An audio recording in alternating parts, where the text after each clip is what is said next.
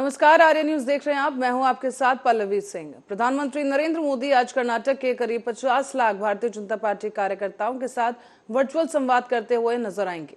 आपको बता दें कि कांग्रेस की 4 गारंटी योजना पर पीएम मोदी ने तंज भी कसा है।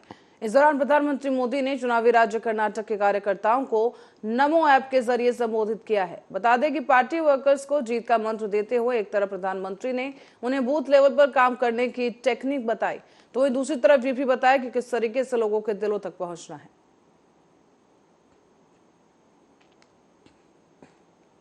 कर्नाटका अपने गौरवशाली अतीत के प्रति सजग है और कर्नाटका देश के भविष्य को गढ़ने में पूरी तरह जुटा हुआ है। मेरा और कर्नाटका का नाता भी पुराना है। कर्नाटका के लोगों के स्नेह को मैं दशकों से महसूस कर रहा हूं। मुझे दशकों से आशीर्वाद मिलते रहे। ये तब का स्नेह है जब मैं किसी पद पर नहीं था और यहां पार्टी के काम के लिए एक साधारण कार्यकर्ता के रूप में आया करता था। इतना ही नहीं, इसके भी पहले जब मैं राजनीति में भी नहीं था, श्रद्धेय यादवराव जी जोशी के चरणों में आकर के बैठने का मुझे सौभाग्य मिलता था। उस दिन से मेरा जो कर्नाटका और कर्नाटका के लोगों के साथ जो मेरा नाता जुड़ा, वो लगातार वो और मजबूत होता जा रहा है। इसलिए ही अक्सर मैंने मन की बात कार्यक्रम में कर्नाटका की संस्कृति की बात की है। कर्नाटका के कितने ही लोग हैं जो कर्नाटका के विकास के पुण्य कार्य में अपना जीवन लगा रहे हैं।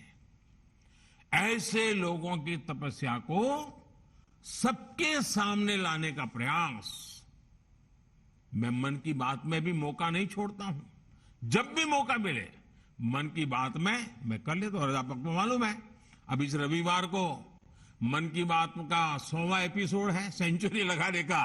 वो आपके आशीर्वाद से संभव है। कर्नाटका की सॉफ्ट पावर की भी उतनी ही बड़ी भूमिका है। कर्नाटका में इसके लिए अनेक संभावना है जिनको डबल इंजन सरकार ही अवसरों में बदल सकती है। चलिए अब देखते हैं, हमारे साथ चौथा सवाल भी हो रहा है। ये अरुण सेठ जी का सवाल है और वो दक्षिण कन्नड़ा से हैं। उनका सवाल है कि कांग्रेस ने हर जगह मुफ्त रेवड़ियों का वादा किया है। मुफ्त की रेवड़ियों की राजनीति पर आपके क्या विचार, हमारा मार्गदर्शन करिए। एक तो मुझे अच्छा लगा कि हमारे कन्नड़ा भाषी भी लोग और छेक दक्षिण कन्नड़ा में भी रेवड़ी शब्द समझ आ गया है। देखिए, हमारे देश में कुछ राजनीतिक दलों ने राजनीति को सिर्फ सत्ता और भ्रष्टाचार का साधन बना, इसको हासिल करने के लिए वो साम दाम दंड भेद हर तरह का तरीका अपना रहे हैं। इन राजनीतिक दलों को देश के भविष्य की, आने वाली पीढ़ियों की, मेरे कर्नाटका के बच्चों की, मेरे कर्नाटका के नौजवानों की, मेरे कर्नाटका की नौजवान बेटियों की, उनको कोई चिंता नहीं है। मुफ्त की रेवड़ी की राजनीति की वजह से कई राज्य इतना बेतहाशा खर्च अपनी दलगत राजनीति की भलाई के लिए कर रहे हैं, राज्य कर्ज में डूबते चले जा रहे हैं और आने वाली पीढ़ियों का भी वो खा जा रहे हैं। देश ऐसे नहीं चलता, सरकार ऐसे नहीं चलती। पीढ़ियों बनाने का लिए भी काम करना होता है।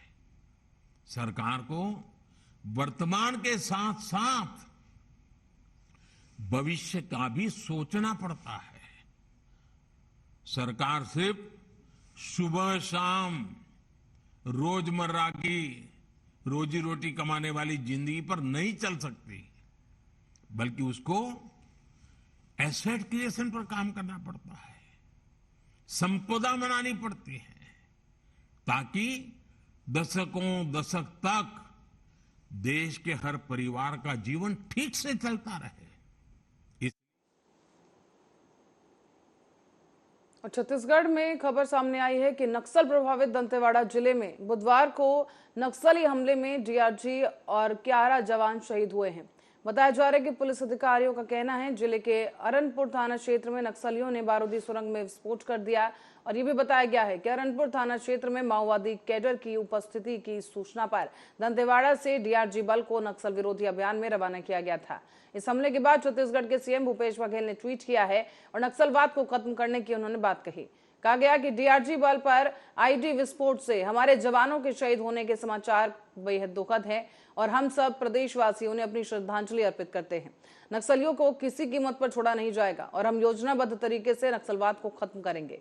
इससे पहले भी कई बार नक्सलियों ने हमला किया है। बड़ी है, 2 साल बाद आईडी ब्लास्ट हुआ, 10 जवान और एक सिविलियन हमारे डीआरजी के जवान शहीद हुए हैं।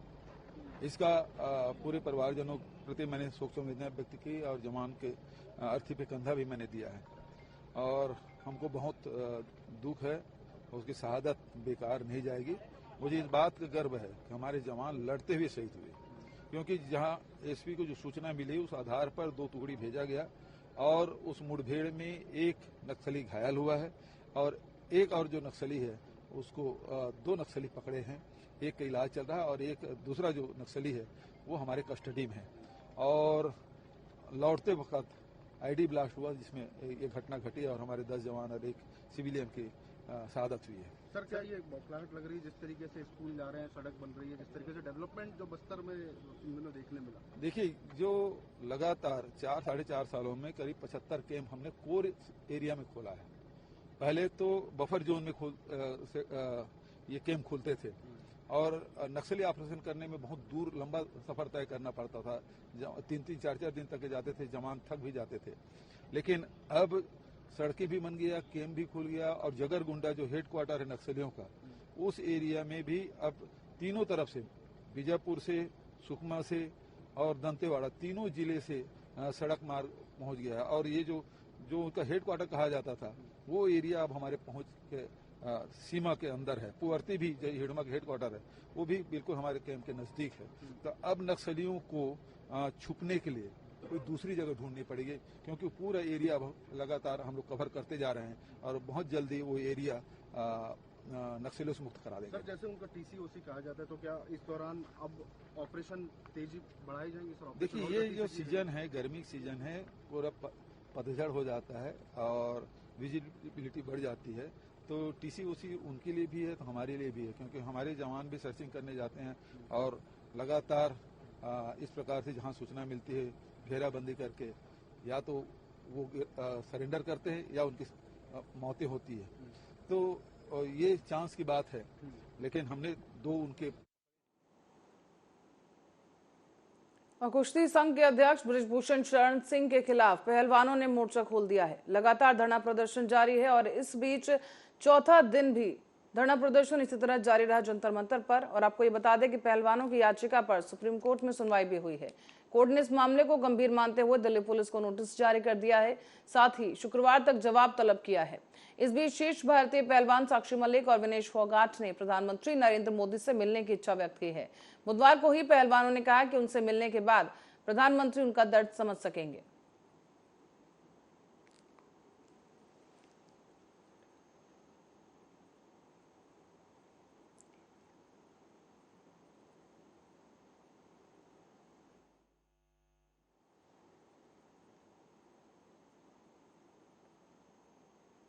और कांग्रेस नेता नवजोत सिंह सिद्धू ने अपनी सुरक्षा बढ़ाए जाने की मांग की है। उनका यह कहना है कि पंजाब हरियाणा हाई कोर्ट में याचिका लगाई गई है और हाई कोर्ट उनकी याचिका पर अब गुरुवार को सुनवाई करेगा। कांग्रेस नेता ने मांग की है कि उनकी सुरक्षा वाई श्रेणी से Z+ कर दी जाए। बता दें कि नवजोत सिंह सिद्धू ने अपनी सुरक्षा को बढ़ाए जाने की मांग को लेकर दाखिल याचिका में बताया है कि उन पर खतरे का आकलन कर केंद्र सरकार ने ही उन्हें Z+ सुरक्षा दी थी, लेकिन रोड रेज मामले में जब उन्हें 1 साल की सजा सुनाई गई तो जेल में होने के कारण उनकी सुरक्षा वापस ले ली गई थी।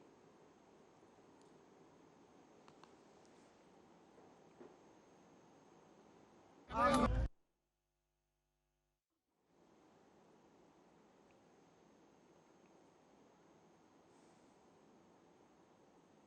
कर्नाटक में हाल ही में हुए केंद्रीय गृह मंत्री अमित शाह की जनसभा में उनके दिए गए बयान को लेकर कांग्रेस पार्टी हमलावर हो गई है। जहां एक तरफ कांग्रेस इसे अपना अपमान बता रही है, तो वहीं कांग्रेस इसे मुद्दा बनाकर बीजेपी को घेरने की भी फिराक में है। बता दें कि कांग्रेस नेता सुप्रिया श्रीनेत ने कहा कि भारतीय जनता पार्टी कर्नाटक का अपमान कर रही है और लगातार कांग्रेस पार्टी का भी कर्नाटक में अपमान हो रहा है। कल कहा कि कर्नाटक के चुनाव का कोई मतलब नहीं है, कर्नाटक को मोदी जी के हाथों में सौंप दो। कर्नाटक कोई खिलौना है या कर्नाटक एक जीता जागता राज्य है जहां पर लोगों को हक है ये चुनने का कि उनकी सरकार कैसी होनी चाहिए, कैसे लोगों को वो सत्ता में देखना चाहते हैं। उसके बाद वो 2 हाथ और आगे निकल गए। उन्होंने कहा कर्नाटक में अगर भाजपा हार गई तो दंगे होंगे। ये भाषा, ये शैली, ये धमकी गृह मंत्री की हो सकती है? ये किस तरह की बातें करते हैं? और आप कब समझिएगा कि कर्नाटक की एक संस्कृति है, परंपराएं हैं, तहजीब है और लोगों को ये हक है कि वो सुनिश्चित करें कि वो किसको जिताएंगे। ये अलग बात है कि जहां जहां दंगे होते हैं वहां पर दंगाइयों को संरक्षण देने का और दंगाइयों को पोषण करने का काम भाजपा करती है। अंततोगत्वा हर दंगाई का लिंक कहीं ना कहीं भारतीय जनता पार्टी से जुड़ा पाया जाता है, चाहे वो राजस्थान हो, चाहे वो बिहार हो, चाहे वो देश का दूसरा कोई और कोना हो, बंगाल हो। हर दंगाई का लिंक अंततोगत्वा भाजपा से पाया जाता है। अब आगे की बात करते हैं। उनसे एक आगे स्क्रिप्ट लिखने आ गए योगी आदित्यनाथ जी, उत्तर प्रदेश के मुख्यमंत्री। वही घिसी पिटी स्क्रिप्ट, नफरत की, विभाजन की। अभी जितने लोग पंडाल में है इससे ज्यादा बाहर रोड पर है। मैं 15 मिनट वो सबको मिलते मिलते आया हूं। मित्रों, ये भीड़ ही बता रही है कि कर्नाटक में फिर से एक बार भारतीय जनता पार्टी की सरकार बनने जा रही है। मित्रों, ये चुनाव हमारे प्रत्याशी को सिर्फ विधायक बनाने का चुनाव नहीं है, ये चुनाव है कर्नाटक के भविष्य को मोदी जी के हाथ में देने का चुनाव है। कर्नाटक को एक संपूर्ण विकसित राज्य बनाने का चुनाव है। ये चुनाव एक और पॉलिटिकल स्टेबिलिटी और नए कर्नाटक का चुनाव है जो भारतीय जनता पार्टी लेकर आई है।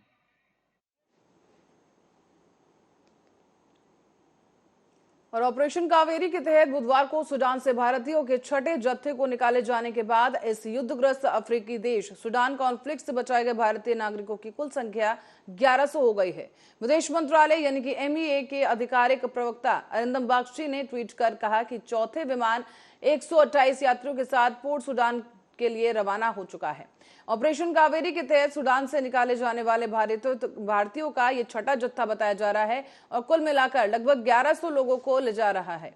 साथ ही आपको ये भी बता दें कि विदेश सचिव विनय मोहन क्वात्रा का कहना है कि प्रधानमंत्री नरेंद्र मोदी ने एक बैठक की अध्यक्षता की है जिसमें उन्होंने समीक्षा की और फंसे हुए नागरिकों को वापस लाने के लिए उपयुक्त उपाय करने के निर्देश भी दिए हैं। अभी लगभग 600 लोग या तो भारत आ चुके हैं या रास्ते में हैं और 246 लोगों को महाराष्ट्र भेजा जा चुका है।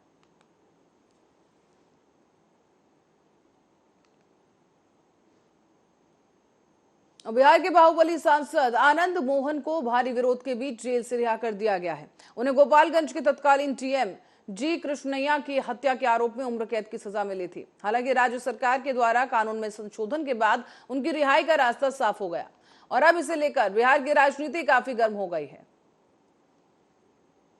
आदेश आज सुबह सवेरे ही आदरणीय आनंद मोहन जी जेल से रिहा हो गए। 15.5 वर्षों तक सजा काटने के बाद जेल में वो आज रिहा हुए हैं। ये खुशी की बात है। सारे नियम कानून कायदे के तहत उनको रिहा किया गया है। माननीय सर्वोच्च न्यायालय के आदेश जिसमें खास और आम लोगों का फर्क खत्म किया गया है, उसके तहत ही ये कानून में बदलाव करके रिहाई संभव हुई है। 26 और लोग उनके साथ रिहा हुए हैं। तो ये कानूनी प्रक्रिया है। इसमें बेवजह का मीडिया ट्रायल किया जा रहा है। आनंद मोहन जी की रिहाई को लेकर विरोधी बीजेपी कंफ्यूज है और बीजेपी घटिया राजनीति कर रही है। उनका दोहरा चरित्र रायबरेली की ओर रुख करेंगे, जहां नगर पालिका परिषद सीट के साथ ही नगर पंचायतों में भी चुनावी दावों और वायदों का दौर शुरू हो गया है। इसी कड़ी में हमने जायजा लिया नगर पंचायत नसीराबाद सीट का। पिछली बार ये अस्तित्व में आई नसीराबाद नगर पंचायत पर असीन बानो काबिज रही हैं, जिसे उनके पति प्रतिनिधि के तौर पर चलाते रहे। इस बार अनीसा बानो भाजपा के टिकट पर मैदान में है और उनके सामने मैदान में खड़े हैं प्रत्याशियों का दावा है कि पिछले कार्यकाल में जमकर लूट हुई है। चुनाव के मतदान की घड़ी जैसे जैसे करीब आ रही है, उसी तरह से जो है वो प्रत्याशी और उनके समर्थकों की धड़कनें लगातार बढ़ती जा रही हैं। हम इस समय मौजूद हैं नसीराबाद नगर पंचायत क्षेत्र में। आपको बताते चले कि यहाँ पर जो है दो जनपद तो रायबरेली है, लेकिन जो है संसदीय क्षेत्र अमेठी पड़ता है और यहाँ की सांसद केंद्रीय मंत्री स्मृति ईरानी भी हैं। जिस तरह से मुख्यमंत्री योगी आदित्यनाथ ने कल एक जनसभा को संबोधित किया, उसके बाद से नसीराबाद की जनता का क्या मूड है, क्या बदलाव आया है नसीराबाद की जनता में। क्या नाम है आपका? मेरा नाम विजय कुमार चतुर्वेदी है। मेरा नाम विजय कुमार चतुर्वेदी है। किस तरह से चुनाव बिल्कुल करीब आते जा रहे हैं, सभी दलों के प्रत्याशी अपनी अपनी जो है वो ताकत लगाए हुए हैं, तो नसीराबाद नगर पंचायत अब की बार किस नज़रिए से देखा जाता है इसको? ऐसा है, नसीराबाद जो है अब की बदलाव चाहता है। जो योगी जी रैली कर रहे हैं, लगातार जो है वो मंत्रियों के दौरे लगे हैं, कैंप कर रहे हैं। बाकायदा आरसीसी की मकान में टाइल्स लगे हुए हैं, उनको बाकायदा आवास दिए गए हैं और वो आदमी को जो पात्र है उसको अपात्र बनाया गया है। यहाँ से नहीं, 4-4, 5-5 जांचों के बाद यहाँ से फोन जाता था एसडीएम को और इनको उच्चाधिकारियों को, वो वहाँ से अपात्र हो जाते थे। तो आपके ये जो अध्यक्ष पद का चुनाव लड़े तो पहले भी अध्यक्ष रह चुके हैं, तो क्या कारण है कि भारतीय जनता पार्टी इन्होंने ज्वाइन की? देखिए, यहाँ के भाजपा कार्यकर्ताओं को उपेक्षित किया गया है वोट देने, वो उसमें क्या कहते हैं आपके टिकट देने में इनको ताक पर रख दिया गया है और एक उस आदमी को दे दिया गया जो विरोधी खेमे का है। तो विरोधी खेमे का है प्रत्याशी को लेकर यहाँ पर जो है वो नाराजगी है लोगों को। हमारे साथ और साथी, क्या नाम है आपका? कौशल कुमार। कौशल जी, चुनाव बिल्कुल करीब आ चुका है, मतदान है 4 तारीख को पहले चरण का, तो क्या लगता है नसीराबाद नगर पंचायत क्या गुल खिलाएगी? हम बदलाव चाहते हैं, नसीराबाद में बदलाव चाहते हैं। और कल चेयरमैन के लोग हमारे वार्ड नंबर 8 फुलवारी नगर में गए थे वोट मांगने। उनसे वो लोग भगवा टांगे हुए थे, तो उनसे मैं बोला कि जो है तिलक लगा के जय श्री राम बोलिए, हम आपको वोट देने के लिए तैयार हैं। फुलवारी नगर का हर एक सदस्य वोट देने के लिए तैयार है। फिर उन्होंने बोला नहीं है और फिर आगे बढ़ गए, तो हमने भी ना ही बोल दिया है। तो क्या लग रहा है कि सिर्फ जो है वो भाजपा ज्वाइन करना सिर्फ चुनाव जीतना उद्देश्य है इनका? अब जो भी समझिए आप। तो यानी भाजपा ज्वाइन कर रहे हैं लेकिन जय श्री राम से परहेज भी है? हाँ, बिल्कुल परहेज है। हमारे पास आए थे, हमने बोला कि तिलक लगा के जय श्री राम बोलिए, हम वोट देने के लिए, और हमारा पूरा मोहल्ला साथ है उनके। तो भारतीय जनता पार्टी तो ज्वाइन किया है, लेकिन जो है जय श्री राम बोलने और यहाँ के प्रत्याशी से और किसी से नहीं है। यहाँ के प्रत्याशी हाँ, से है। यहाँ के प्रत्याशी से। तो क्या प्रत्याशी का चयन गलत हुआ है? बिल्कुल गलत हुआ है। तो नसीराबाद की जनता अब की बार जो है वो भरपूर गुड्डू साहू नसीराबाद 5 नंबर वार्ड, हम लोग बदलाव चाहते हैं क्योंकि सही आदमी को टिकट नहीं दिया गया। यहाँ टिकट अच्छे आदमी को देते तो हम लोग सपोर्ट करते, फुल सपोर्ट बीजेपी का। बीजेपी से नहीं नाराजगी हमको कैंडिडेट। यहाँ पे ये चेयरमैन जो थे अभी, क्योंकि निजी जमीन पे दूसरों को कब्जा करके वो क्या कहते हैं इंटरलॉकिंग करवा रहे हैं, जबरदस्ती गौशाला बनवा रहे हैं किसी दूसरे की जमीन पे, बता रहे हैं कि ये सब सरकारी है, हमारी निजी जमीन है जो वार्ड नंबर 1 महुरिया में। हम एसडीएम के यहाँ सबके यहाँ एप्लीकेशन दिए, लेकिन आज तक कोई सुनवाई नहीं हुई। चेयरमैन बोलते हो जाएगा, एसडीएम बोलते हो जाएगा, आज तक कोई सुनवाई नहीं हुई। जबरदस्ती है और घोटाले इतने हुए हैं कोई पता नहीं है। नाली देखिए तो नाली भरी पड़ी है, सब साफ सफाई। आप बता रहे घोटाले हो, तो क्या घोटालों को छुपाने के लिए भारतीय जनता पार्टी ज्वाइन की? जी, और यहाँ पे इतने लैट्रिन बाथरूम बने हुए हैं, सब में ताला लटका हुआ है। हर वार्ड सब अधूरे पड़े हैं। बहुत सारे। अभी एक क्या कहते हैं हाल ही में 2 महीने पहले उद्घाटन हुआ था, क्या कहते हैं घौघटा मोड़ पे चेयरमैन के आवास के पास, उसमें भी ताला बताते हैं 10 लाख की लागत से बना है। निकाय मेरा नाम मोहम्मद अली फ़ाखिर है। मैं नगर पंचायत नसीराबाद से अध्यक्ष पद का उम्मीदवार हूँ, निर्दलीय उम्मीदवार हूँ।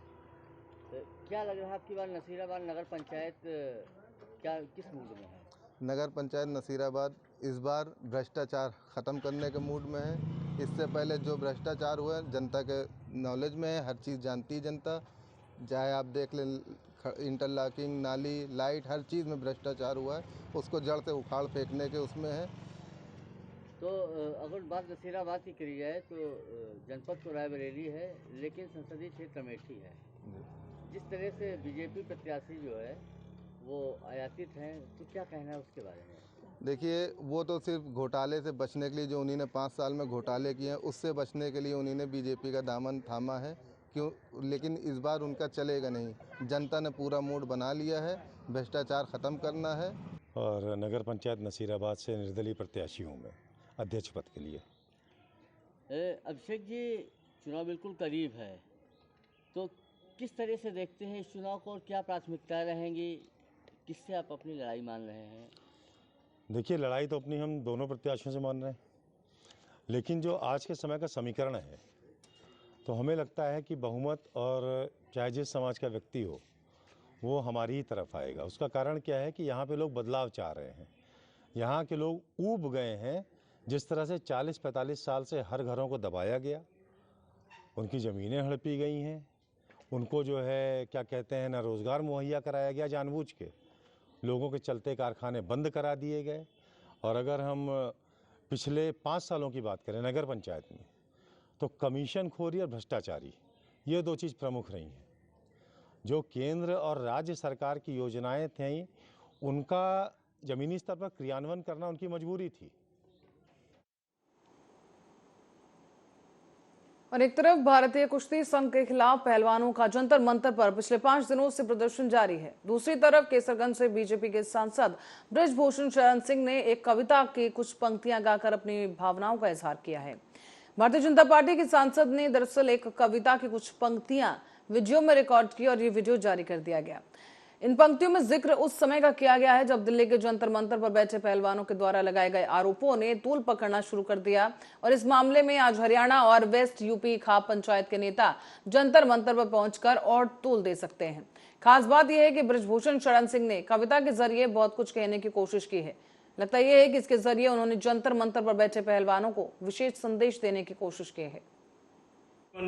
एक कविता मुझे इस समय याद आ रही है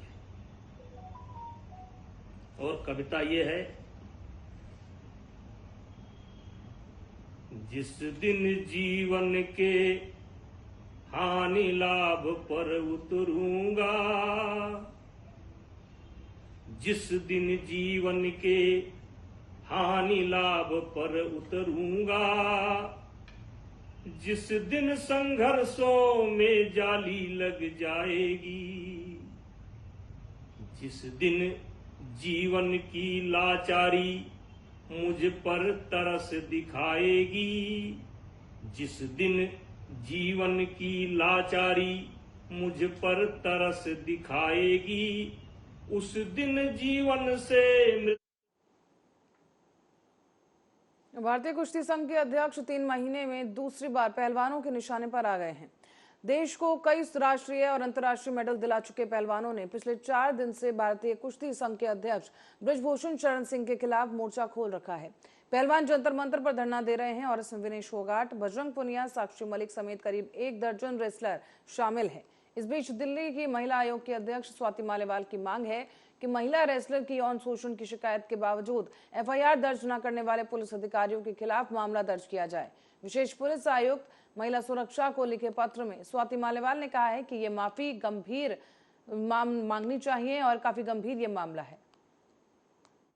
आज 5 दिन हो चुके हैं, लेकिन अब तक दिल्ली पुलिस ने विमेन रेसलर्स के सेक्सुअल हैरेसमेंट के केस में कोई एफआईआर दर्ज नहीं करी है। पॉक्सो का केस बनता है, फिर भी एफआईआर नहीं दर्ज करी गई है। हद हो गई है।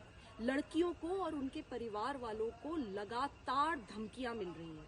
उनकी हमें ईमेल पे ईमेल आ रही है कि किस तरीके से कुछ लोग उनको धमकाने की कोशिश कर रहे हैं, और उन्होंने यहाँ तक बताया है कि उनको ऐसा लगता है कि दिल्ली पुलिस के ऑफिसर्स ने उनके नाम अक्यूज्ड को लीक कर दिए हैं और तभी उनको धमकियां मिल रही हैं। जिस देश में, देश की राजधानी में हर दिन 6 बलात्कार होते हैं, उस देश की राजधानी की पुलिस पूरी तरीके से गुंडागर्दी पे उतर आई है।